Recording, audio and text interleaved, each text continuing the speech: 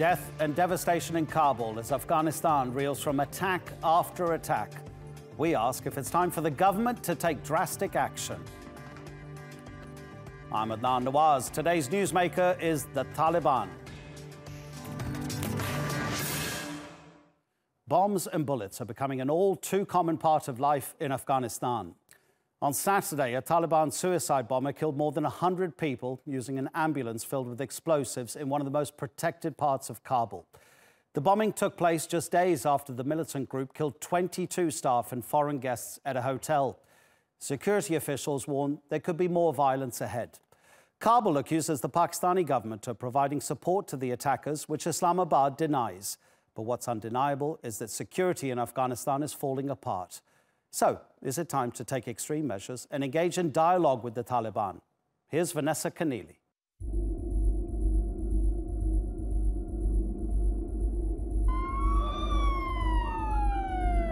An ambulance, a sign that help is on the way, used as a bomb instead to kill more than 100 people in the center of Afghanistan's capital on Saturday.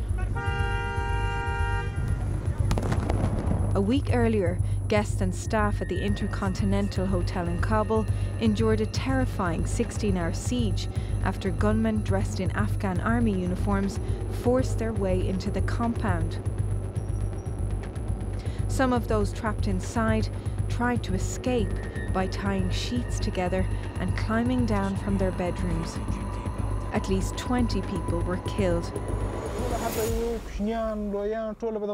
There were elders and children inside the hotel rooms, and the attackers were knocking on the door of each room to reach their targets.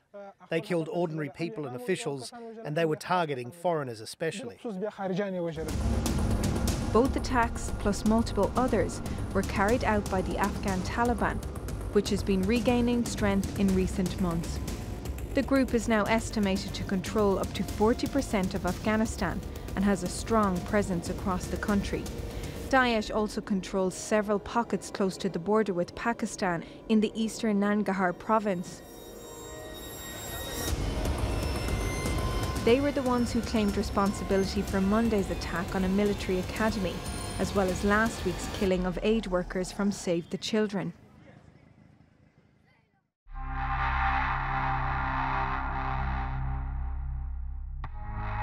The growing frequency and intensity of recent violence makes it clear the government's efforts are failing to keep its citizens safe.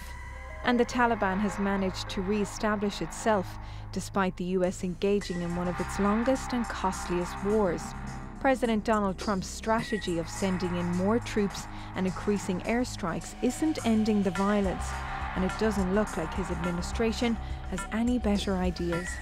The U.S. policy on Afghanistan is working. The entire peace process is Afghan-led and Afghan-owned. And so what we have seen, as they said, since the U.S. strategy went into place, they're starting to see the Taliban concede. They're starting to see them move towards coming to the table. And I think that we're going to let the Afghan government do that. We don't think that we need to facilitate the peace process. We think we need to support the peace process. And they feel confident that the Taliban will be coming to the table, and we think those negotiations would be very hard. Afghan forces still seem to lack the manpower, equipment and training needed to stabilize the country after decades of trying.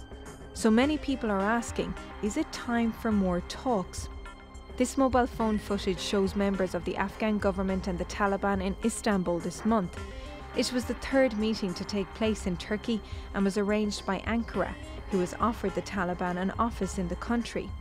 But there's plenty of pessimism, given that multiple talks in the past have failed. So is giving the extremist political legitimacy the answer to eventual peace in Afghanistan? Or are the wounds of war destined to run deep for decades more to come? Vanessa Keneally, The Newsmakers. Well, let's discuss this further. I'm joined from Kabul by Javed Faisal, who's the deputy spokesman for the chief executive of Afghanistan in Washington, D.C. Omar Samad is there. He's the former Afghan ambassador to Canada, France and Belgium. Javed Faisal, we have to start with you. You're on the scene. The past 10 days, week and a half, seem to have been particularly deadly for people watching international news bulletins. Has violence by the Taliban been on the rise recently? And if so, why? Unfortunately, we have lastly been witnessing more attacks from insurgents and more attacks on civilians from insurgents. The attack on Continental in Kabul, the attack on the children in Jalalabad, the attack on people in Kandahar, and the attack in front of a hospital in Kabul again 2 days ago. Those were all signs of the increasing number of attacks by insurgents on civilian targets. The main problem is that they are enjoying more support from Pakistan lately, and the other reason is that insurgents or the enemies have lost so many of their members. They have suffered casualties in the battlegrounds. That's why they have changed the tactics. They are no longer fighting on the ground against Afghan national security forces, but they are carrying out attacks on civilian targets in the major cities of Afghanistan. Omar Samad, can you expand on that? Is it a change of tactics? Is it increasing support from Pakistan that has led to this upsurge in violence, or are there other issues as well? Well, there are a number of issues. Obviously, there's an escalation. The escalation started out with the new U.S. policy that calls for more usage of kinetic tactics and methods, the increased use of air power, the space, they're trying to regain space from the Taliban as well as limit their ability to move. I think that has had some effect on the Taliban during this fighting season. On the other hand, I think that the Taliban backers, especially those in the region and in particular Pakistan, has decided to follow a pushback policy, meaning that they will be defiant and they will try to, and by any means, especially by using terrorist and anti-civilian tactics, to make a point that the U.S. policy will eventually fail. At the same time, there's obviously some responsibility on the shoulders of the Afghan government to make sure that such attacks do not take place, and to not only premeditate, but also mitigate such attacks using better intelligence and better security management. Javed, there's an issue here with Pakistan which is long-standing. Pakistan continues to deny any support for terror activities in Afghanistan. It's highly unlikely Islamabad will change its position in that regard. But Omar said something about the American policy of increasing airstrikes. The analysis one that I've read suggests that airstrikes in rural areas against the Taliban is pushing the group into the cities to commit more atrocities in cities against civilians.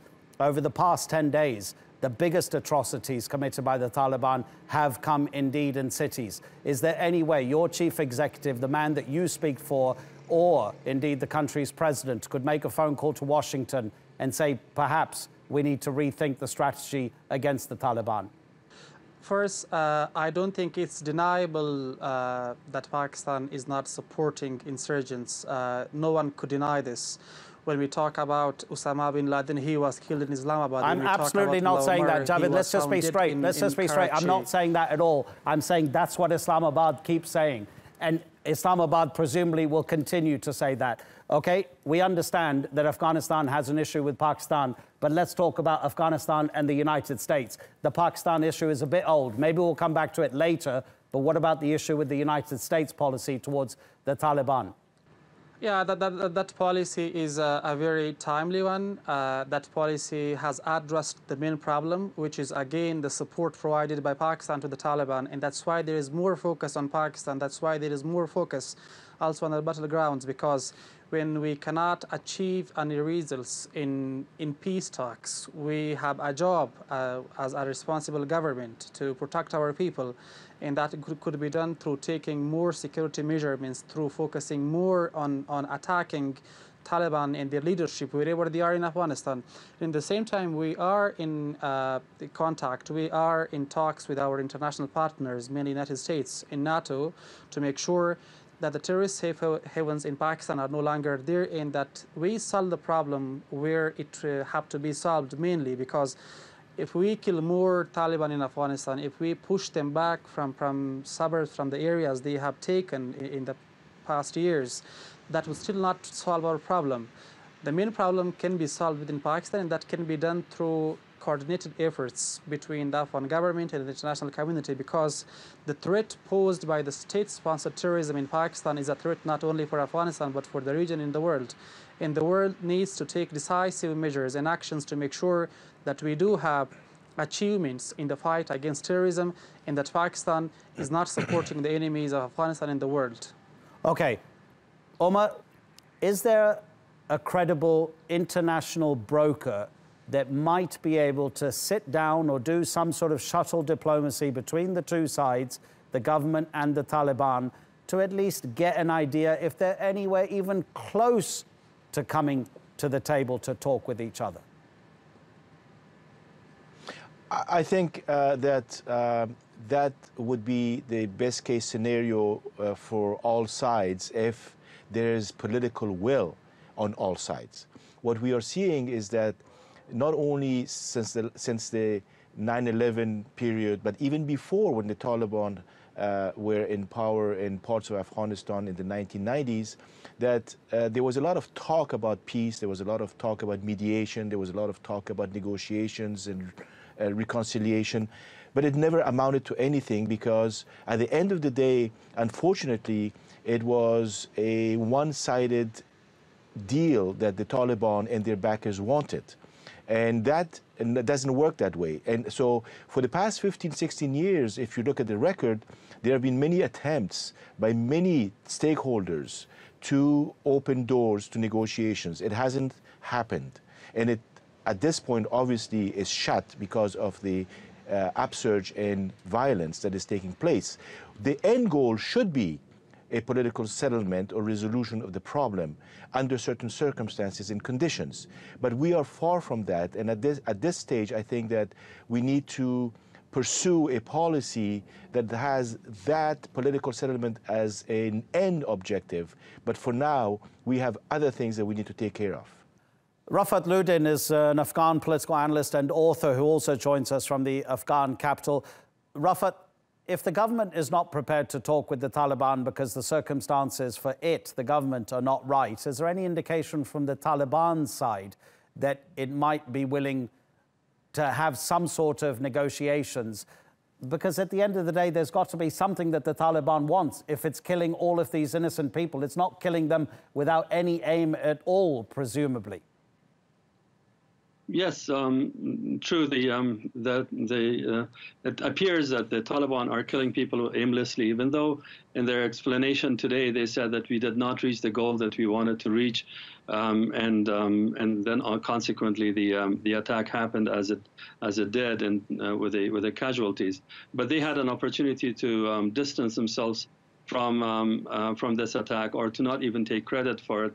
But they decided to do so, which means that they are insensitive to the death of all these civilian peoples. In this case now, over 100 deaths and over 250 injured people. So, so I think the only thing that is left here is for them to either recognize that there is some pressure on them, and that they have to sit on a negotiating table and reach an agreement, or alternatively, they'll have to be defeated on the battlefield.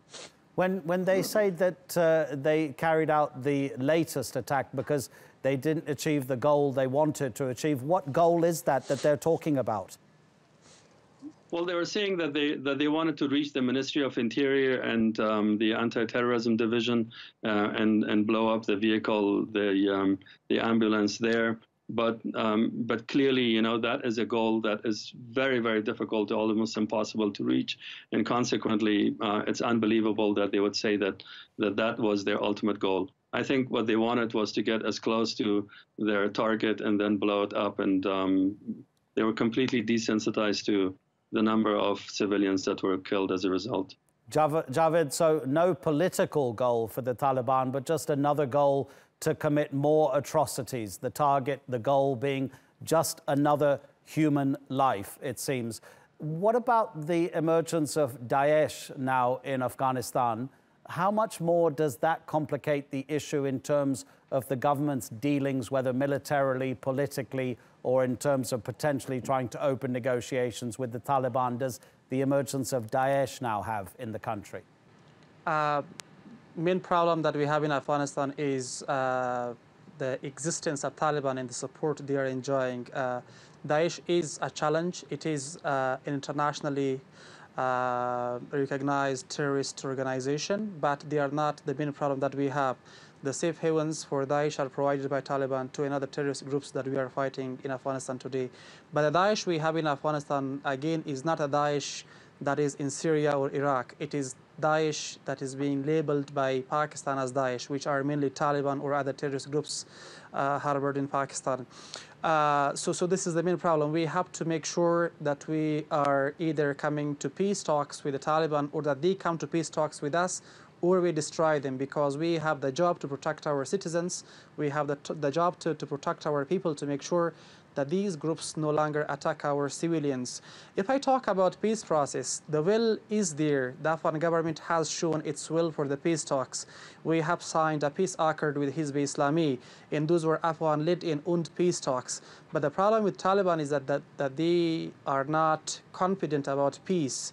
They don't have any trust on peace, and the main problem is that they are not owners of their own will. They are being controlled by someone else.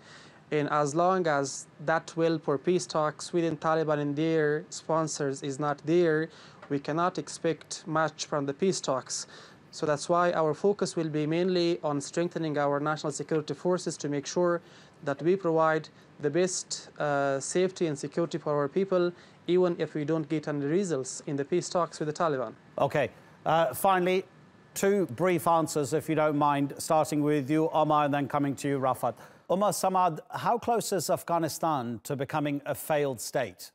I have a different view of failed states. I think that we used to be a failed state. We are a recovering state in turmoil and facing major challenges. That's why initially, as a priority, the government needs to put its own house in order in Afghanistan, whether it's on the security front or whether it's on the political front.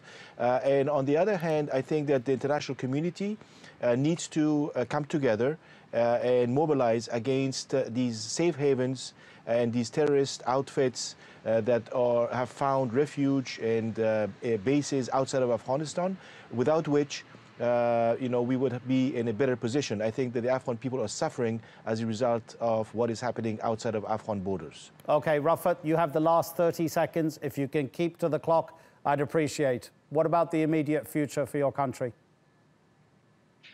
Well, I think the government is doing some really great work, and on the foundational side, things that have to do with the economy, things that have to do with political structure, with corruption, and so on. The police and the army is getting more and more competent and more in control of the affairs. Clearly, there are some very, very significant challenges going on in Afghanistan right now, and those challenges will need to be overcome. And there's a lot of work for the government still to be done, and the support of international community is absolutely a must under these circumstances. Javed Faisal, Omar Samad, Rafat Ludin, thank you very much indeed for coming on and sharing your views on the Newsmakers.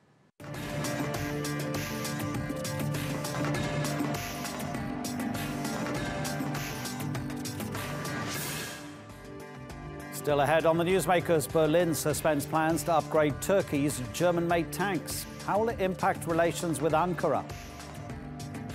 And it's been 1 year since a deadly mosque shooting in Quebec City. How much of a problem is Islamophobia in Canada? Welcome back to the Newsmakers. Turkey and Germany are long-standing NATO allies. But in the past 2 years especially, their friendship has taken a serious hit. And now ties are being strained even further following public outcry in Germany over Turkey's military operation in northern Syria. Turkey is using German-made tanks to fight the YPG, but Berlin has suspended plans to upgrade those tanks until after a coalition government is formed in Germany. So what does all of this mean for the future of Turkish-German relations? Here's Sandra Gatman.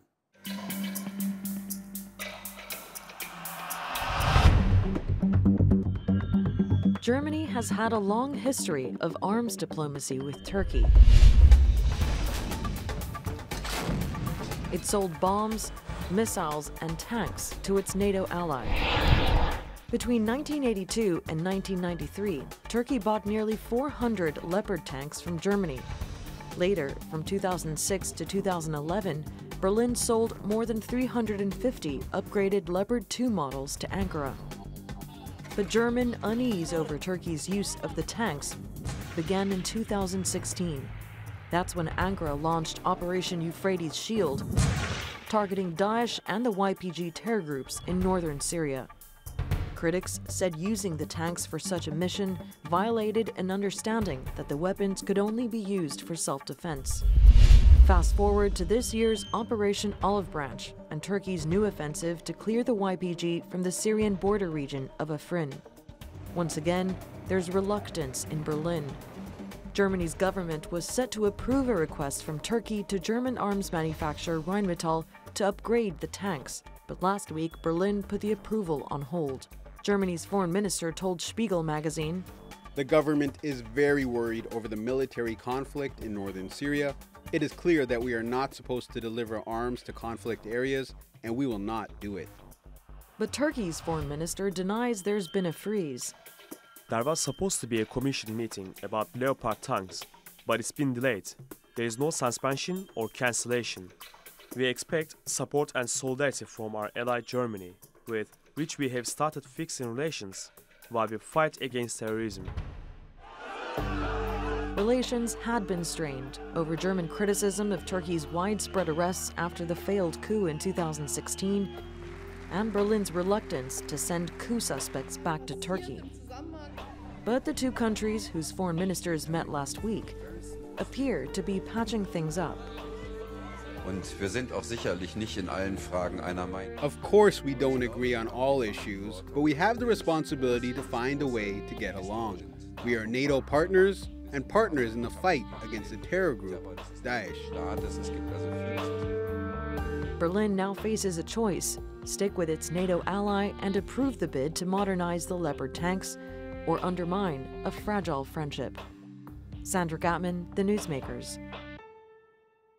Well, joining me now from Berlin is Katja Kull. She is a member of the Greens political party in the German parliament. In the city of Frankfurt in Germany, Zafar Mesha is there for us. He is the Berlin General Coordinator for SETA, a think tank focused on Turkey. And with me here in the studio is Magdalena Kirchner, a researcher at the Istanbul Policy Center. It's an NGO that specializes in regional issues. Thank you, all three of you, for your time. Zafar, let's start with you. And this issue of the clause in the deal, when Germany originally in the 80s and 90s sold those tanks to Turkey, the clause being that the tanks could only be used for self-defense. Is that a very particular clause only included because the weapons were being sold to Turkey, or is that normal German policy, do you know? Well, especially in the German arms deals regulation on the German government side, there are restrictions. It's not only tailor-made for Turkey. So when arms are exported, so they have a certain set of standards, and in this case, for example, for the Leopard tanks, right? This is it's for self-defense. This is a clause. There is another one which says that the resale of the tanks to third countries can be done only with the permission of the German government. But there is no let's say, any kind of a condition that Turkey cannot use it in the near abroad or whatsoever. So the issue is here, the definition of self-defense. Indeed, the Operation Olive Branch is, from the Turkish point of view, a proactive self-defense, which they already, let's say, announced. And the United Nations, NATO, even Germany has accepted the reason why Turkey is in Syria within the frame of the Operation Olive Branch. Katja, that's a very interesting point, is it not? How can Germany determine what another country regards as its self-defense? Well, self-defense is not defined by every country differently. Self-defense is defined by the international law. And what we see happening in the north of Syria is not self-defense. It is illegitimate and illegal intervention into another country. And it's a breach with the sovereignty of the Syrian territory. So we cannot talk of self-defense here, but we need to respect the Charter of the United Nations. And this is not the course. So the tanks that have been delivered for self-defense cannot be used in this course. And so we cannot accept more tanks to be delivered to Turkey in this situation. Well, Zafar mentioned there Jens Stoltenberg, the boss of NATO, saying that all nations have the right to defend themselves when specifically talking about Turkey's Operation Olive Branch. And Katja, you mentioned the United Nations. The Dutch foreign minister referred to self-defense under international law and Article 51 of the United Nations Charter, and he, Halbe Zijlstra, said that there were clear attacks against Turkey which had given the country sufficient grounds to defend itself. So that's another EU member disagreeing with your stance about the legitimacy of Operation Olive Branch. What do you say to that? Well, there might be a disagreement on that, but still I make this point. There might be shootings going on in the frontier area between Syria and Turkey, but an offensive military intervention into Syrian territory is definitely unproportionate and is not covered by self-defense by Article 51 of the UN Charter. And it is causing civilians casualties. So this intervention has to stop, and we need to find a political solution. We need a diplomatic way to find peace for Syria, but not striving for a military escalation. That is not a way, not in the interest of the Syrian people. It's not in the interest of the international community, and it also is not in the interest of the Turkish people who want to live in peace with their neighbors. Magdalena Kirchner, there's undoubtedly disagreement around the world about Turkey's reasons for Operation Olive Branch. But you, before we came into the studio, said that, you know, since these tanks were originally sold back in the 80s and then the 90s, the idea of internal and external threats has kind of shifted a little bit. Can you explain more about what we were talking about before we came in here?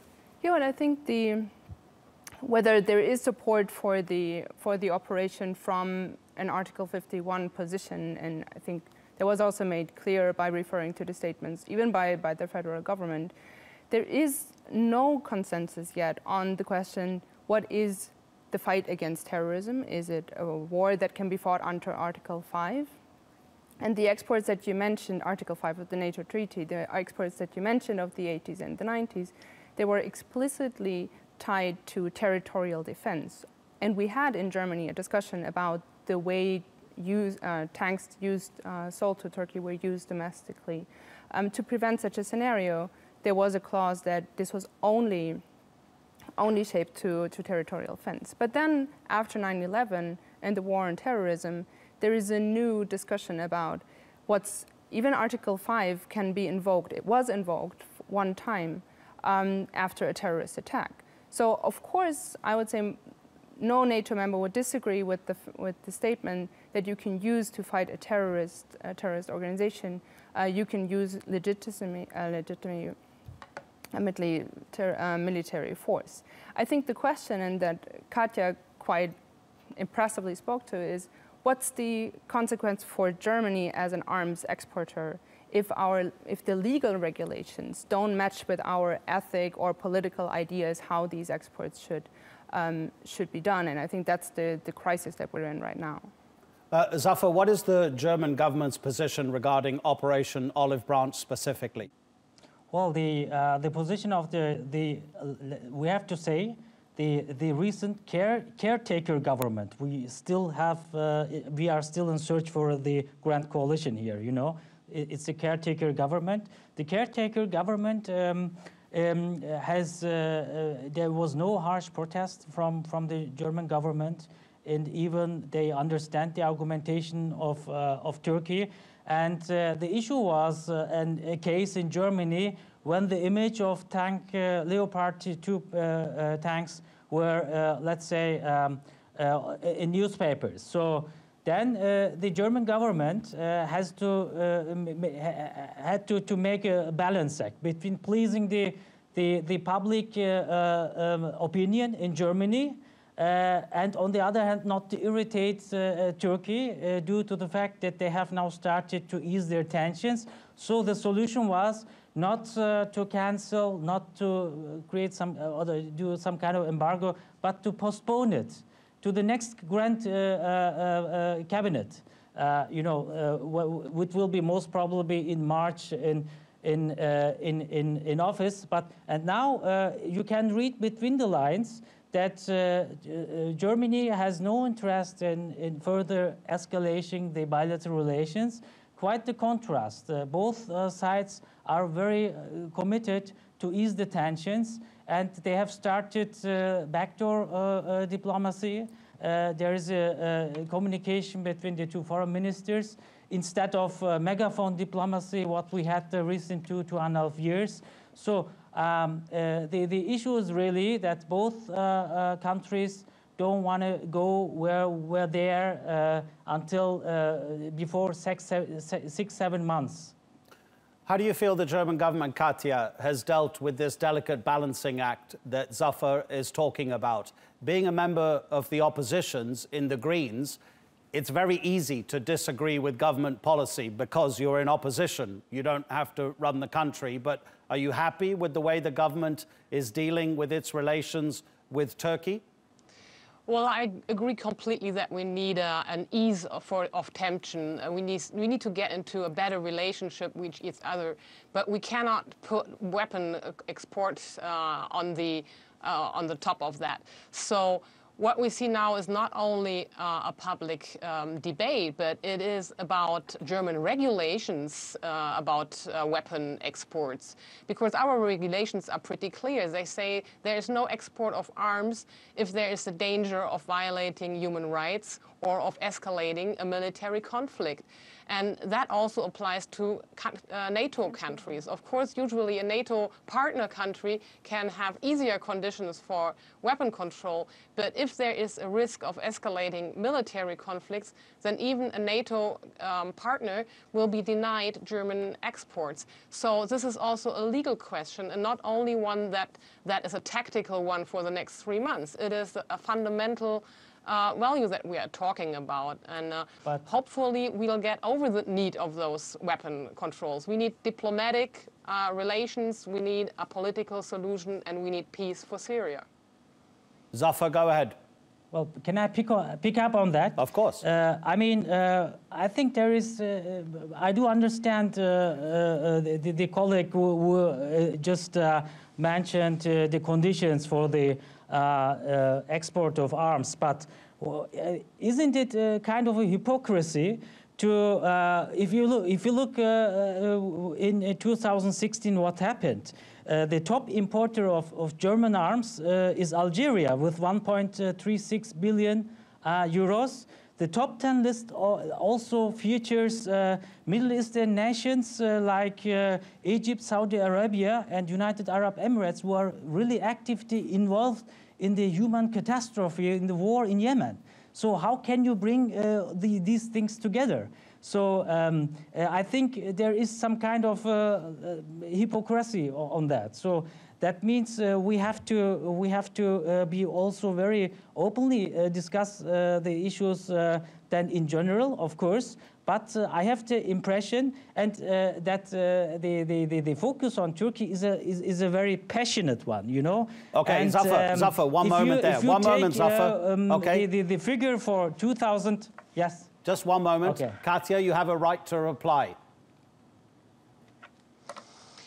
Well, I agree completely that there's too many weapons, too many German arms exported into countries that are not EU or NATO partners. So there is, of course, also a disagreement among the opposition and the German government, of course. But I think we should look at. Yeah, we should look fair to it, and we were, as Greens, we were in coalition negotiations, and we tried to find agree on non-exporting arms for Saudi Arabia and for Egypt as well. So don't forget about this. This was a strong point, and even the parties who are negotiating right now so far agreed on that point, that no more arms should be exported to Saudi Arabia and all neighbor countries involved in the conflict in Yemen. So there is a debate about this. I just want to make clear on that point. Okay, Magdalena, time to bring you in. In 2016, there were $35 billion worth of bilateral trade between Germany and Turkey. This is a very important relationship in terms of the economic partnership of the two countries as well. Since the failed coup attempt here in Turkey, relations have deteriorated. As we've heard from the guests, there are moves to improve those relations, which you well know. One of the issues that Turkey has with Germany is that it feels the German government doesn't clamp down hard enough on the PKK. The United States, the European Union, Turkey as well, all regard the PKK as a terror organization. President Erdogan says there are too many fundraising events taking place with the PKK in Germany. There are marches going on. The police don't break them up. The PKK is banned in Germany. We know that. But is there a defense from the German government to Erdogan's accusations? That would help improve relations if Erdogan was to get some of his concessions regarding the PKK terror group from the German government. Well, I would say first you saw in the last month that there were signals, there were some moves and initiatives from the federal government, but in the case of the PKK, much more important from local government and state governments and municipalities to be more strict regarding especially the demonstration of certain symbols and pictures of Abdullah Öcalan. The problem is, I think there's a lack of information on the Turkish side on how the German system works. It is very decentralized, so the federal government doesn't have the chance or the legal rights to rein in. But of course, it can send more symbolic messages, and I think it did. Also, the way the demonstration on the weekend in Cologne was solved also showed that there is a political interest in not giving Turkey the impression that Germany would support PKK, would tolerate it. But of course, there is a limit, and I think the expectations from the Turkish side sometimes don't really meet the German reality. I think in the case of the YPG, PKK dilemma, German authorities did a better job than, for instance, the US in making clear they do not want, for whatever reasons, that we don't want to have the idea or the pictures of cooperation in the Syrian theater, although YPG and PYD are not banned as organizations in Germany. Whenever they were used in the context of PKK, there is also an expansion of the ban of symbols. Magdalena Kirchner, thank you very much indeed. Zafar Messer and Katja Kull, both of you in Germany as well. Thank you for joining us on the Newsmakers, all three of you.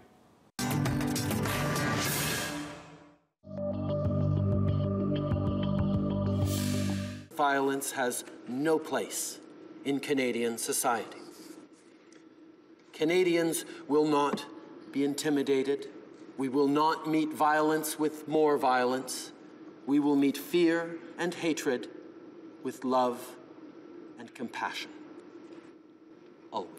1 year ago, prosecutors say Alexandre Bissonnette entered a mosque in Quebec City and shot dead 6 men and injured 19 others. It reignited a debate over whether Canada has a problem with Islamophobia. The mosque still receives hate mail. Its imam's car was set alight outside his home. But plans are in place to tackle this prejudice. To mark the 12-month anniversary of the shooting, Canada is holding a day of remembrance. Muslim groups say it should also be a day of action against Islamophobia, but not everyone agrees. In fact, a poll shows most are against it, saying Canada has no problem with Muslims. So is that the case? Well, let's go to the city of Toronto now and speak to Chris Alexander. He was Canada's immigration minister under the former Conservative Prime Minister Stephen Harper. Chris Alexander, thank you very much for your time. I know that you can't see me, but if I tell you my name is Adnan Nawaz and I was born in Pakistan, you'll get an idea of what I look like. Do you feel that I would be safe if I wanted to visit Quebec City? It's an important question, isn't it? Yes, you would be safe, Adnan, but I'm wondering still today whether you would feel as safe as I would want you to feel as a Canadian. I mean, this attack that came a year ago was shocking for three reasons. First, it was a terrorist attack. It was murder, cold-blooded murder, but it was designed to sow fear within a certain group. Secondly, it was an attack on worshippers in their place of worship, which in this case was a mosque. And thirdly, it happened in a city that is incredibly peaceful most of the time. In all of 2016, there was only one murder in the city of Quebec, which is a city of over 500,000 people. So for 6 people to be killed at once because of their religion, because they were in a mosque, was shocking, and yes, has made Muslims feel unsafe in that community. And there have also been attacks on the car of the director of that mosque, and other hate crimes by a small group of people who are clearly radicalized. And none of us in Canada wants to see this kind of crime continue. We never want to see this kind of murder of people worshipping, murder designed to sow fear among an entire group in Canada ever again in this country. Why do you think it's taken so long for Alexandre Bissonnette to come to trial? His trial will begin towards the end of March, and that will then be more than a year since he carried out that atrocity. Well, in a multiple murder homicide case, that is not unusual in the Canadian justice system. I know prosecutors and investigators will want to get their work right, and it depends on the nature of the case. I mean, we as a public do not know much about Bissonnette's motivation. It seems to have been online radicalization. It seems to have been a private path that he was on rather than association with a group, but we'll have to wait for the evidence to come out in court. Obviously, investigators want to get this right, want to ensure convictions. You know, here I have to say one of the triggers for people like Bissonnette clearly has been hate speech. Clearly has been people like Marine Le Pen, people like Donald Trump, who've been prepared to say extreme things, intolerant things, racist things about groups, identifying them on the basis of religion and ethnicity, and that has no place in a free and democratic society. Chris, it's interesting because, of course, Alexandre Bissonnette does express support for both Marine Le Pen and Donald Trump, but you served in the government of Stephen Harper, and Muslims in Canada have said that there was an increasing marginalization, otherization, a word they've invented, but we know what it means, being pushed to the sidelines of Canadian society during the premiership of Stephen Harper, who was the Prime Minister for a long time, for 10 years. And those Muslims feel that his government marginalized them more than previous governments. What can you say in defense of the premiership of Stephen Harper, a prime minister under whom you served? I would dispute that account. We had record levels of immigration from undisputed. Muslim world. We're talking about Muslims. We had record levels feelings. We're talking about their feelings, not about the practical things that you did, about feeling marginalized. I think Muslims have felt marginalized increasingly and felt sometimes targeted by hate crimes and intolerance as the Islamic State has taken its fight to Western jurisdictions, above all to Western Europe, but to some extent beyond as well. The Quebec phenomenon of radicalization has been connected to the kind of polarized discourse we've seen in France. People in Quebec obviously follow those debates more closely than people in English Canada.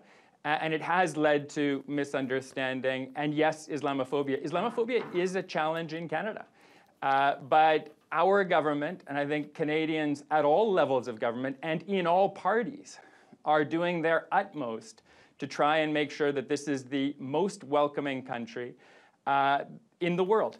and that hate crimes are prosecuted in this country. In fact, Adnan, in recent years, the largest number of hate crimes in this country continue to be committed against people who identify as members of the Black community. Anti-Semitism is the second highest category. Hate crimes against people who are from the South Asian community face challenges. Not a large number of such crimes, but a significant number that we need to take note of, and one of those crimes is too many in this country. Yes, hate crimes against people because of their Muslim faith is also a reality, and we need to take action against it.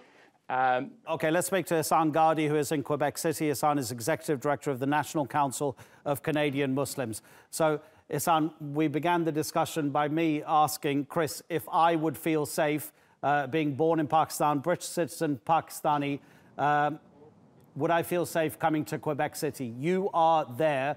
Chris said I would be safe, but I may not feel as safe as he would want me to feel. How do you feel in that city? Thank you for having me on, Adnan. I think, you know, the feeling here in Quebec is that obviously after the shootings in Quebec City, there was a tremendous outpouring of support, and that was incredibly heartwarming and welcome. We heard this from across the country and from here in Quebec, politicians, elected officials, media personalities, and others speaking out against hatred and xenophobia. Unfortunately, that appeared to be quite short-lived. We've seen continuing patterns of hatred here in Quebec, as well as other parts of the country. In Quebec City, just in December alone, the chief of police noted a doubling of hate crimes targeting Canadian Muslims in Quebec City alone, from 21 incidents in 2016 to 42 incidents in 2017. Within 36 hours, for example, of the news breaking that the city of Quebec had sold land to the mosque in question to use as a cemetery, the car of the president of the mosque was firebombed. So there is still growing concern, and there still is this unsettled feeling amongst Muslims here in Quebec City, as well as across the country. You know, there's a debate about semantics, about terminology, about whether or not you know, people are comfortable with the word Islamophobia. I think that, you know, that should not negate or take away from the responsibility of all stakeholders, including governments at all levels, to speak out unequivocally, to take action where they can to recognize this phenomenon and to have a conversation about, you know, how we can work together to address this. Ihsan, I've read articles written by Canadian Muslims saying that they feel marginalized, that they feel otherized, which I've also spoken to Chris about. But my question to you is, how much are Muslims themselves to blame for being marginalized, if indeed that is the case? Because there is a certain amount of political apathy amongst Canadian Muslims. You know it as well as I do. I know it from research. You must know it firsthand. For example, voter turnout amongst the Canadian Muslim community is below the national average. They're not as engaged as other members of the Canadian wider nation.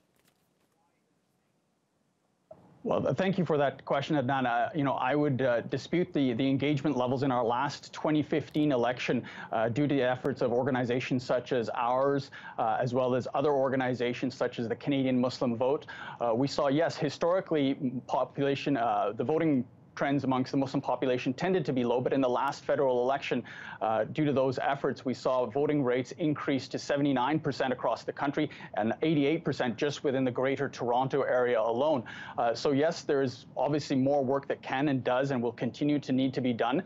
There are elections that are occurring regularly across the country, including right here in Quebec, which in our view helps to explain partly why there are some political parties that unfortunately are not in favor of this call that NCCM has made for a national day of remembrance and action on Islamophobia.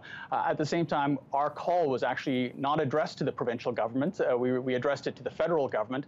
And of course, we welcome others supporting. And we've seen now a momentum building, a groundswell of support building for this call. We've had over 70 Canadian Muslim organizations endorse the call, over 24 of our interfaith and civil society allies, including groups like the United Church of Canada, the Canadian Labour Labor, Congress, Amnesty International, and municipalities as well coming on board, with the cities of Markham, Hamilton, St. John's, and other cities considering this week making announcements of proclamations of days of remembrance and action on Islamophobia. Of course, this is a symbolic step, and it's a first step, but symbols matter, Adnan, and it's important to us that we recognize this day not only just to honor the memory of the victims, the 6 men who were killed and who left behind 17 orphans and 6 widows, but also the 19 others who were injured, and the reverberations that have been felt by this act. The first time in history in North America where somebody has walked into a mosque and deliberately targeted worshippers. This is an important day, and it's important because we also have precedent. This is not something new that NCCM and our allies are calling for. December the 6th is recognized as a National Day of Remembrance and Action on Violence Against Women in honor of the 14 women who were killed in 1989 at the École Polytechnique. Does that mean that all Canadians are misogynistic or all men are misogynistic? Of course not. In the same way, it doesn't mean that a call for remembrance and action on Islamophobia implies that all Quebecers or all Canadians are Islamophobic. What it does is it recognizes that this is a phenomenon that is occurring, that governments, while they can't legislate tolerance and acceptance, do have a responsibility. Our elected officials have a responsibility to speak out against this culture of impunity that exists towards hatred and hateful commentary in order to make sure that they are leading the population and doing their jobs. Okay, Ihsan, you need to be brief in this last question that I'm going to put to you. Canada has long been considered one of the nicest countries in the world. The people are so well behaved. They know exactly how they're supposed to relate to their neighbors, to the rest of the country. Everybody holds it up as an example of good behavior. Has something changed in the country in the past, what, 10, 20 years? I've got 2 pages here of examples of Islamophobia. However big, however small, they are examples of Islamophobia. Has something changed? Well, I think that, that reputation that Canada has around the world, it's not surprising. People do tend to look to Canada as a model for multiculturalism. And yes, I think Canada is certainly doing some things right. But of course, I think more can and does need to be done. And we do need to recognize that, hatred, Islamophobia, and other forms of xenophobia, as anti-Semitism, anti-Black racism, anti-Indigenous racism, these are real problems. And they require real solutions. And they are something that one community alone cannot solve. We need to have all stakeholders, governments, educators, media as well plays a role and a responsibility to ensure that we're having these courageous conversations and looking at ways to address this both in the short, medium, and long term. Ihsan Ghaudi in Quebec City, thank you very much indeed. We will leave the discussion there with you, but we began it in Toronto with Chris Alexander. And Chris, also, thanks to both of you for your time. Appreciate it. That's all for this edition of The Newsmakers with me, Adnan Nawaz. Check out more of our stories on YouTube, Facebook and Twitter. Remember to like, follow and subscribe. Next time, can Russia broker peace in Syria? We debate what effects talks in Sochi will have on the war. Until then, thanks for watching. Goodbye.